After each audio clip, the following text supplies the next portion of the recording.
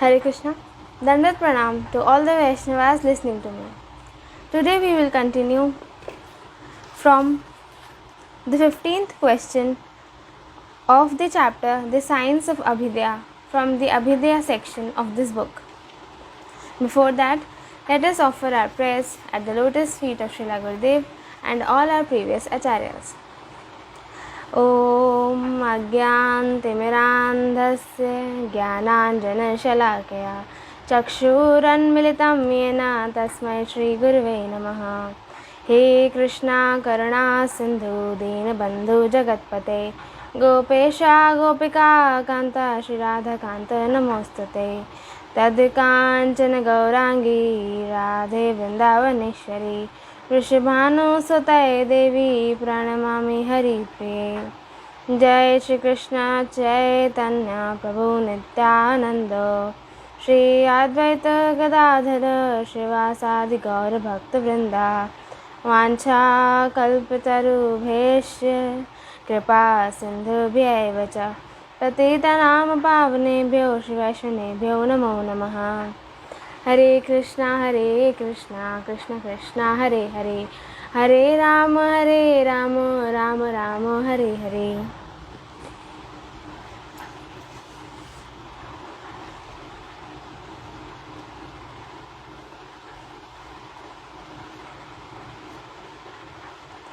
The 13th question is renunciation a limb of devotional service?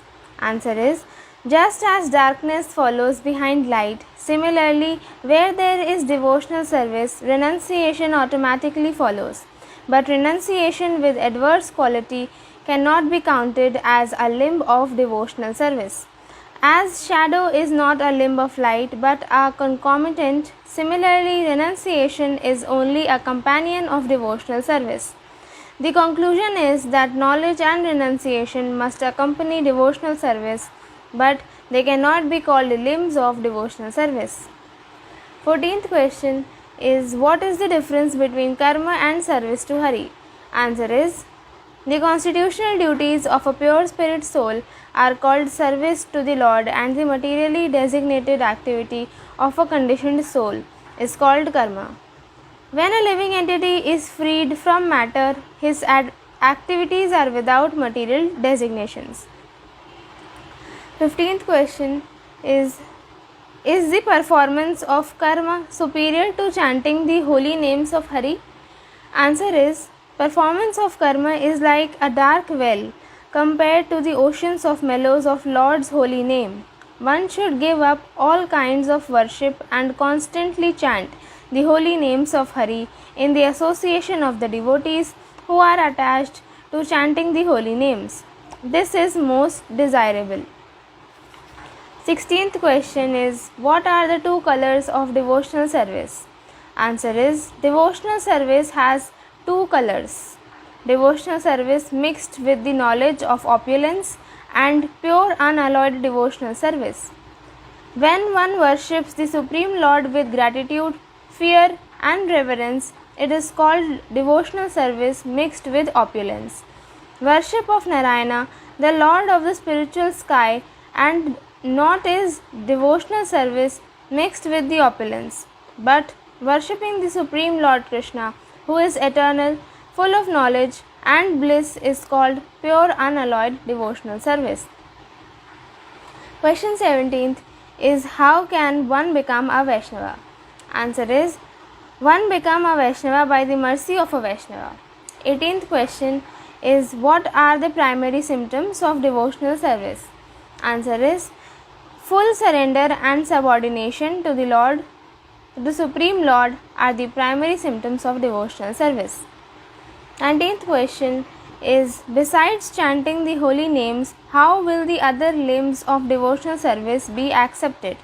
Answer is, after accepting and chanting the holy names of Hari as the best form of sadhana and taking shelter of the holy names without deviation, other limbs of devotional service can be accepted only as practitioners of the chanting. 20th question is, are the limbs of sadhana helpful for original sadhana? Answer is, Chanting the holy names of Hari is the only sadhana. Other limbs of sadhana are only support of the chanting of the holy names of Hari. 21st question is, does one disregard the demigods by executing unalloyed devotional service to Hari? Answer is, मुलेते सिंचिले जला सखा पल्लवेरा बला सिरे बारी नहीं कर्जकारा हरि भक्ति आचे genre सर्वदेवा बंधु तनरा भक्ति सबे कोरेना आदरा.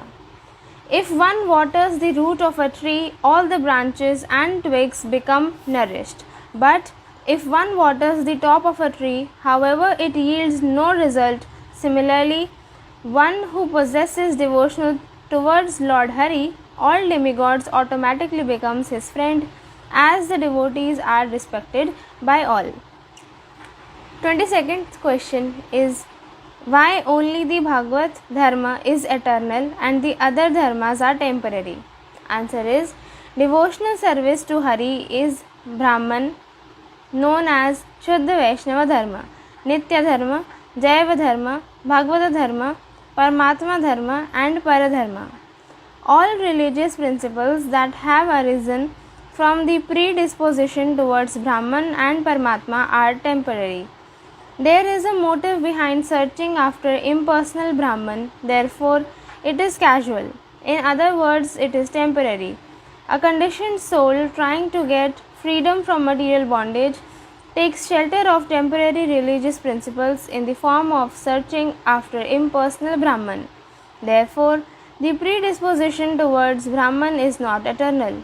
A living entity who meditates on the super soul to achieve happiness derives from samadhi is also following temporary religious principles, keeping the subtle material enjoyment within his mind. Therefore, the predisposition towards Paramatma is not eternal. Only pure Bhagavad Dharma is eternal. 23rd question is, what is the relationship of Vaishnava Dharma with other religious systems? Answer is, there is no religious principles other than Vaishnava Dharma. All other religious principles that have been preached or will be preached are either supportive or a distorted form of Vaishnava Dharma. Whenever they manifest as support, one should respect them, and whenever they appear as distorted form, one should cultivate one's own devotional service without being envious. 24th question is, what is the only religion which is free from all cheating propensities? Answer is, there is only one religion in this world, that is Vaishnava Dharma. All other systems of religion are full of differences in opinion, arguments, counter-arguments, envy and eagerness to prove their supremacy over others. Other religious systems which did not specify the relationship between karma, janana, bhakti and vairagya are all cheating religion. Only Vaishnava Dharma is pure and without cheating. The pure Vaishnava Dharma cannot be polluted by the characteristics and conclusions of pseudo-Vaishnavas. 25th question is, are humility and compassion separate from devotional service? Answer is, humility and compassion are not separate qualities. They are included in devotional service. 26th question is devotional service dependent? Answer is, devotional service is fully independent. Devotional service itself is beauty and ornaments. It does not depend on any other good qualities. 27th question is, cultivation of devotional service very hard or austere? Answer is, this swan-like dharma is very simple. It is not very austere. There are two principles found in it, namely attachment and good character. Attachment is applied to the Supreme Lord and the living entities. One should apply full attachment to the Supreme Lord and brotherly attachment to all living entities. Both attachment and good character can be found in their proper place. 28th question is, are there different stages of devotional service? Answer is, there are unlimited stages of devotional service to Krishna. There are no end to the stages beginning from faith up to Mahabhava. In those stages, one makes gradual advancement by cultivating Krishna consciousness and withdrawing the senses from their objects. 29th question is liberation the fruit of devotional service? Answer is, the transcendentalists do not accept liberation to be the fruit of devotional service. As long as the desire for material enjoyment and liberation is present in the heart, pure devotional service does not manifest. 30th question is, should one pray to Krishna to be relieved from the threefold miseries of material existence? Answer is, since getting freedom from material miseries such as birth, death, etc. depends on Krishna's desire and not a subject matter for living entities, endeavor one should not pray for this. 31st question is, why is it that devotional service to Hari is a secret or confidential? Answer is, devotional service to Hari mostly awards liberation and keeps people happy, and unless it finds a qualified person, it does not award pure devotional service. With that, we complete 41st chapter and move on to 42nd chapter, which is called Vaidhi Bhakti. First question is, what is the path of regulative principles? Answer is, the rules and regulations given by the self-realized physicians to remove the disease of the conditioned souls whose eternal constitutional propensities are either dormant or perversely reflected as attachment for material enjoyment are called regulative principles. This is the main purport behind prescribing these regulative principles. Second question is, which propensities are prominent in Vaidhi Bhakti and Ragatmika Bhakti? Answer is, awe and reverence, fearfulness and faith are prominent in Vaidhi Bhakti, while intense greed for the pastimes of Krishna is prominent in Raganuga Bhakti. Third question is, what is the duty of a living entity prior to attaining the platform of Raga? Answer is, it is one's main duty to take shelter of the regulative devotional service until one's Raga is awakened. Fourth question is, what is the difference between Smarta Dharma and Sadhan Bhakti? Answer is, Smarta Dharma is another name of worldly morality. The prescribed religious principles for spiritual advancement is called Sadhana Bhakti. Fifth question is, what is the ultimate benefit for a conditioned soul? Answer is, the conditioned souls are prone to material enjoyment, and as a result, suffering in the cycle of birth and death is inevitable for them. Serving Krishna by giving up material enjoyments bring about their soul's bhajana ultimate benefit. Sixth question is, what is the duty of an embodied soul? Answer is, as long as you have this material body, carefully remain fixed in the principles of bhakti, always serve the devotees, chant the name of Krishna, worship Radha and Krishna, and remain indifferent to sense gratification. With the mercy of the devotees, the name and the Dhamma keep undesirable association far away. Soon you will attain residence in the eternal Dham, where pure service to Radha and Krishna manifest. Seventh question is, what is the difference between Karma Yoga, Janana Yoga, indirect devotional service and direct devotional service? Answer is, when acts are performed for one's selfish enjoyment, they are called Karma Kanda. When the desire for attainment of freedom from activity by knowledge underlies these actions, they are termed Janana Yoga or Karma Yoga. And when these activities are managed to be performed in this way that is conducive to endeavor for attainment of bhakti, they are called Janana Bhakti Yoga, that is the subsidiary devotional practices, but only those activities that are characterized by the principle of pure worship are called bhakti proper. Sixth question is, how many types of sukritis are there? How can one accumulate sukriti born of devotional service? Answer is there are three types of Sukritis. Sukriti born of karma, Sukriti born of janana, and Sukriti born of bhakti. In the first type of Sukriti, one enjoys the fruits of one's karma. In the second type of Sukriti, one attains liberation. And in third types of Sukriti, one develops firm faith in unalloyed devotional service. Performance of the limbs of the devotional service without one's knowledge is called Sukriti born of devotional service.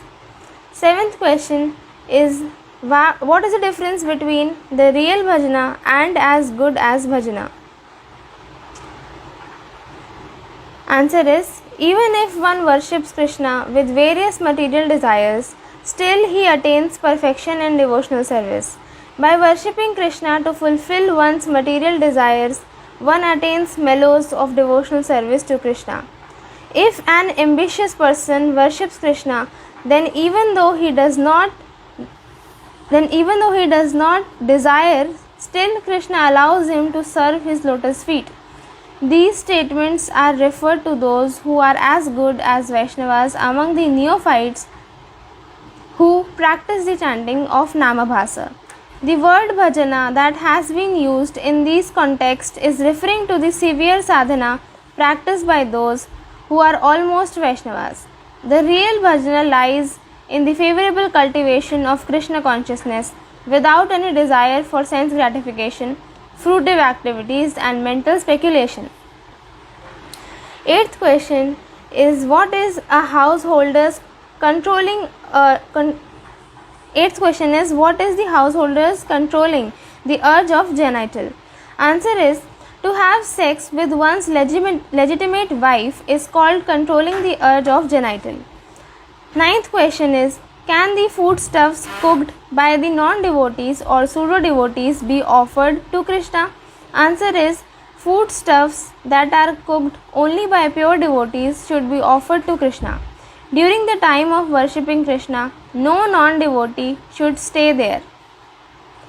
10th question is, should one take the remnants of the demigods? What is the harm if one does so? Answer is, when can one take the remnants of demigods and demigoddesses? Worshippers of the demigods are mostly Mayavadis. If one accepts prasada from them, one's devotional service is diminished, and it is an offense to Bhakti Devi. If a pure devotee offers the remnants of Krishna to the demigods and demigoddesses, then they accept it with great pleasure and dance in ecstasy. Thereafter, a devotee can take their prasada and become joyful. 11th question is, what is the resolution of those who desire their own benefit? One should maintain simplicity in all of one's activities. One should not keep one thing in the heart and display something else in one's behavior. One should not try to collect cheap adoration from persons who are averse to devotional service by displaying some artificial symptoms of ecstatic love.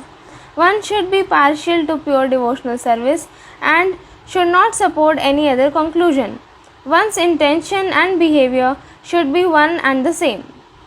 12th question is, are the worshippers of Krishna immoral or attached to matter?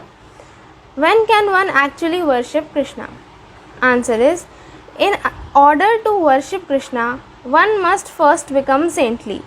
The woman should not associate with men, and men should not associate with women.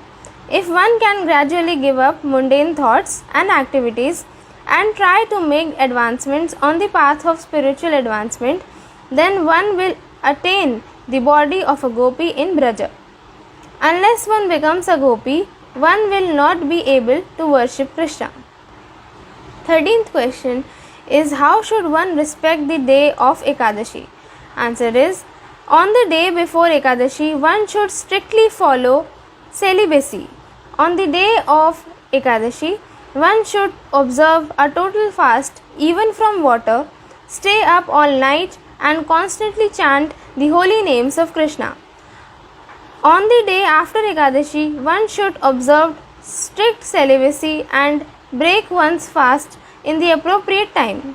This is the way to respect the day of Ekadashi.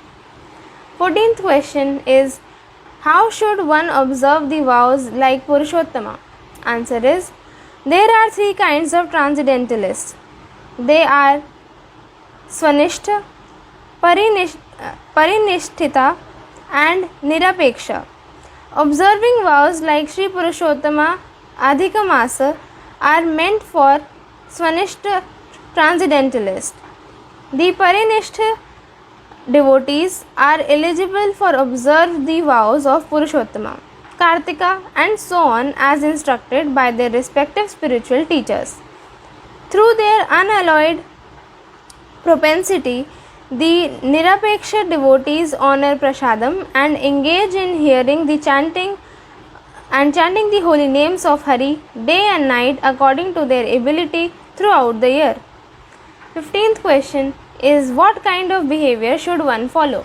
Answer is, in whichever ashrama one stays, one should give up the attachment for sense enjoyment and follows the principle of that ashrama. One should become enthusiastic about the execution of devotional service to Krishna and follow the behavior of the devotees. 18th question is, what is the procedure of the conditional souls of attaining Krishna's mercy? A conditioned soul should gradually give up nature and activities of the modes of passion and ignorance and accept only the modes of goodness in all dealings regarding the maintenance of his livelihood. He should make those activities fully transcendental to material modes of nature through the process of devotional service. The more one's practice of devotional service becomes purified, the more one becomes eligible to receive Krishna's mercy. 19th question is, what is the duty of a renounced Vaishnava? Answer is, a renounced Vaishnava should give up association with his wife, accumulating wealth, idle talk, palatable foodstuffs, opulent dress, and great enterprises, and should spend his day in a place where he can worship Lord Hari peacefully. 20th question is, how should a renounced Vaishnava maintain his livelihood? How will he attain knowledge about Krishna? Answer is, a renunciate must not accumulate any wealth. He should maintain his life by begging alms every day and practice devotional service. He should not get involved in any kind of enterprise. Involving into any enterprises will make him faulty. The more he worships the Lord with simplicity and humility, the more he will understand the science of Krishna by the Lord's mercy. 21st question is, should a renunciate associate with women? Answer is, the Vaishnava who has accepted the renounced order of life should maintain his livelihood by begging alms door to door, just like a bee who collects honey from one flower to another. He should never converse or associate with any woman.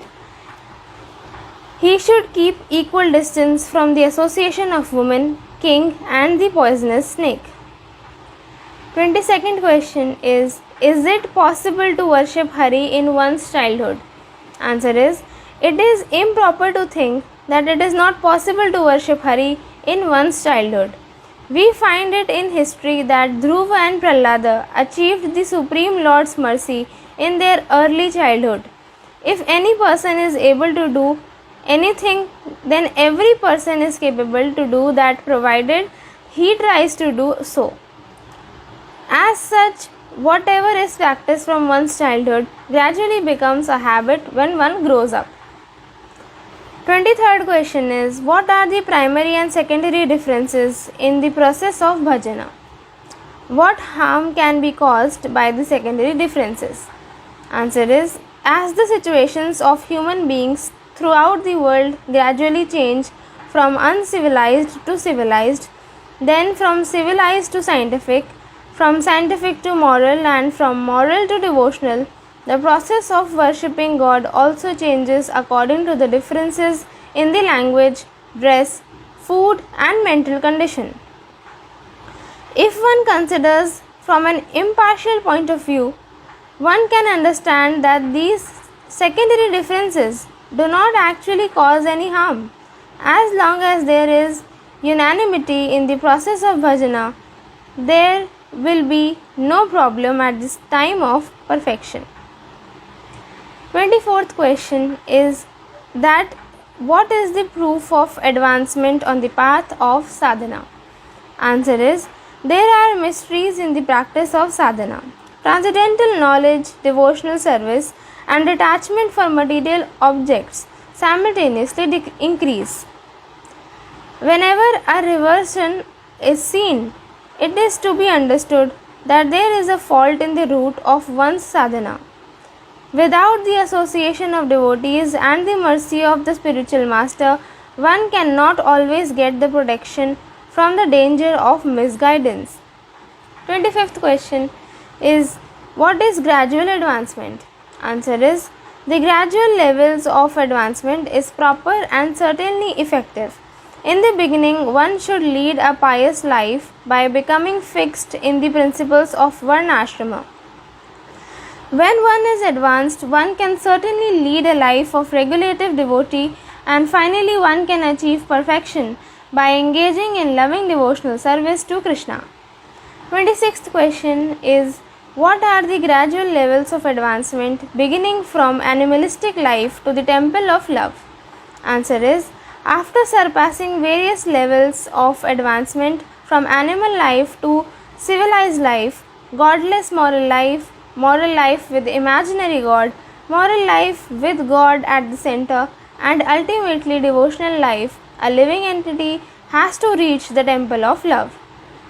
27th question is the life of a devotee on the path of raga the same as the life of a devotee on the path of regulative devotional service?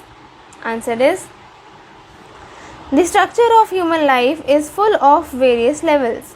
The life of the outcast is on the lowest grade, godless moral life is the second grade, the theistic moral life is the third grade, the life of regulative devotees is fourth grade, and the life of the devotees who are agitated by raga is on the topmost grade.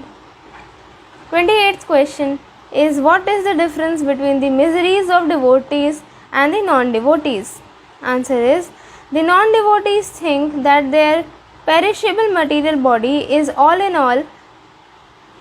Whatever distress they suffer is severe. Even though they try to remove these miseries in various ways, they are unable to do so.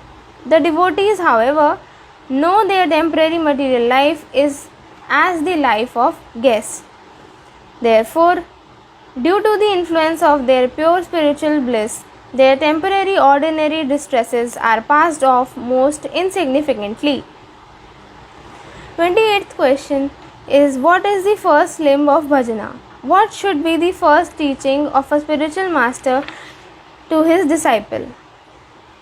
Answer is the first limb of bhajana is to serve the 10 original principles. After teaching these 10 essential instructions, a spiritual master should teach his disciple about the 5 samskaras or purification processes. Unless one begins to worship the Lord after drinking the nectar of these 10 principles, one's anarthas will not be destroyed. 28th question is what is the first limb of bhajana? What should be the first teaching of a spiritual master to his disciple? Answer is the first limb of bhajana is to serve the 10 original principles. After teaching these 10 essential instructions, a spiritual master should teach his disciple about 5 samskaras or purificatory processes. Unless one begins to worship the Lord after drinking the nectar of these 10 principles, one's anarthas will not be destroyed. 29th question is how is the misconception regarding one's constitutional position destroyed, and how does one revive one's constitutional position and cultivate Krishna consciousness? Answer is the misconception regarding one's constitutional position does not go away in one day. It gradually vanquishes as one cultivates Krishna consciousness. The constitutional position of a living entity is that he is an eternal servant of Krishna. Cultivation of Krishna consciousness with this conviction is the actual cultivation of Krishna consciousness. The science of self-realization is awakened by the mercy of spiritual master. A disciple should try to realize his constitutional position with utmost care, without otherwise his first anartha in the path of spiritual life will not be destroyed. 30th question is, how would material desires be removed from the heart? Answer is, if one has got some material desire in the heart, then with all humility one should reluctantly accept them and continue to worship the Lord without any duplicity. Then within a short period of time the Lord will sit in one's heart and thereafter remove all the material desires except his loving service. 31st question is, how is the one's state of bhava and prema awakened? Answer is, while cultivating the holy names of Hari, by the strength of the association of the saintly persons, one's state of bhava is awakened, and then gradually one's state of prema is awakened. As prema manifest liberation personally appears as the secondary fruit before a devotee. 33rd question is, how can one get freedom from the influence of offenses against the holy names, and how does the state of namabhyasa is destroyed? Answer is, by the mercy of the spiritual master, the state of namabhyasa is destroyed and one is protected from the offense against chanting of the holy names. 34th question is, what is the essence of various methods of bhajana? Among all methods of bhajana, the chanting of the holy names of Hari is the essence. How does one develop a taste for chanting the holy names, and how does one achieve unalloyed devotional service in the form of taking complete shelter of the holy names? Answer is, just by mere belief in the science of the holy names or studying about the holy names in the scriptures is not enough. If we practically apply them, then we will get the desired result. Those who do not chant the holy names, even after understanding the glories of the holy names, are not offenseless. Such people do not develop a taste for chanting the holy names because their hearts are weak due to bad association. Therefore, they are offenders at the feet of the holy names. The auspicious symptom is that one should nullify all one's offenses by associating with the devotees and take shelter of the holy names without any duplicity. If one carefully chants the holy names offenselessly, then in a very short time the holy names appear blissfully. Gradually, this bliss increases in such a way that one does not wish to give up chanting the holy names, and thus one takes complete shelter of the holy names. 36th question is, how does one's offenses against the chanting of the holy names become exhausted? Can they be exhausted by the performance of pious activities or by undergoing atonement? Answer is, apart from the time of resting, which are necessary for keeping the body and soul together, one should always humbly chant the holy names. Then the offenses against the holy names will be nullified. No other pious activities of atonements can counteract the offenses against the holy names.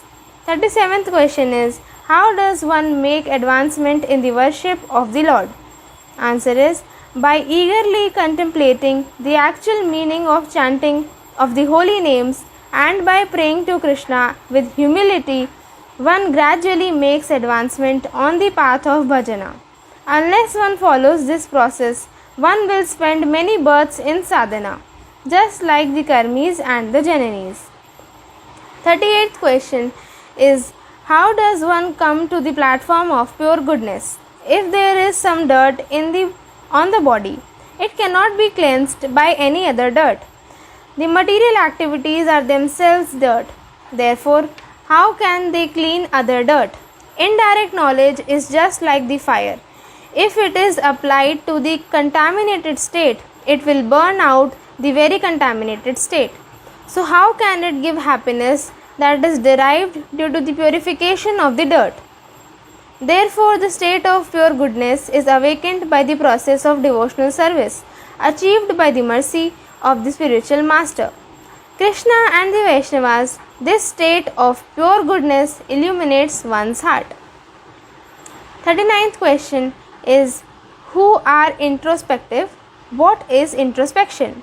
Answer is, those who know that the Supreme Lord is their life and soul, and thus spend their lives by dovetailing their scientific knowledge, art, morality, religiousness, and thought into the devotional service to the Supreme Controller, though conditioned, are fully introspective. This life of introspection is called life of regulative devotional service. 40th question is, which process of sadhana determines which planet the devotees who have developed love of God attain? Answer is, in this material creation there are 14 worlds. They are progressively situated one after another. The ambitious and fruitive householders wander throughout Bhuva and Swalokas. By the performance of pious activities without expecting anything in return, the strict celibacies, ecstatics, as well as truthful and peaceful persons wander throughout Maharloka, Janaloka, Tapoloka and Satyaloka. On the upper portion of Satyaloka is the abode of four-headed Brahma, and beyond that is the spiritual abode of Vaikuntha, where Kshirodakasai Vishnu resides. The sannyasi, Paramahamsas and the demons who are killed by Lord Hari surpass the river Viraja, in other words, the 14 worlds, and after entering the effulgent abode of Brahman, attain nirvana in the form of self-destruction. The devotees of the Lord who are attached to his opulent feature, the pure devotees, the loving devotees, the more loving devotees, and the most loving devotees, attain the abode of transcendental Vaikuntha or the spiritual sky.